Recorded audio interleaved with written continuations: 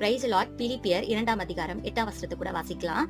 அவர் மனுஷ ரூபமாய் காணப்பட்டு மரண பரியந்தம், அதாவது சிலுவையின் மரண பரியந்தமும் கீழ்ப்படுத்தினவராகி தம்மை தாமே தாழ்த்தினார். இந்த வசனத்துல ஒரு காரியம் அழகா கற்றுக் கொடுக்கிறார் ஆண்டவர். என்னன்னா, அவர் இந்த பூமியில வாழ்ந்த நாட்களில சிலுவையின் மரண பரியந்தமும் தம்மை தாழ்த்தி கீழ்ப்படிந்திருந்தார். இன்றைக்கு நாமளும் நம்மளோட வாழ்க்கையில கீழ்ப்படிந்திருக்கும் பொழுது அதற்கான ஆசீர்வாதங்களை நம்ம நிச்சயமா பெற்றுக்கொள்வோம். எதுல எல்லாம் கீழ்பட்டுக்கணும் அப்படின்னா, நம்ம குடும்ப உறவுல கீழ்ப்படிந்திருக்கணும், நம்ம பெற்றோர்களுக்கு கீழ்ப்படிந்திருக்கணும், தலையாகிய கிறிஸ்து இயேசுவுக்கு நம்ம கீழ்ப்பட்டவர்களா இருக்கணும், நம்மளோட சபைக்கு அதை நடத்துபவர்களுக்கு போதகர்களுக்கு நம்ம கீழ்ப்படிந்திருக்கணும், நம்முடைய அதிகாரிகளுக்கு. நம்ம இப்போ ஒரு சங்கத்திலயோ இல்ல ஒரு தலைமைத்துவத்திலயோ இருந்தோம்னா அதை யார் நடத்துறாங்களோ அவங்களுக்கு கீழே நம்ம கீழ்ப்பட்டவர்களா இருக்கும்.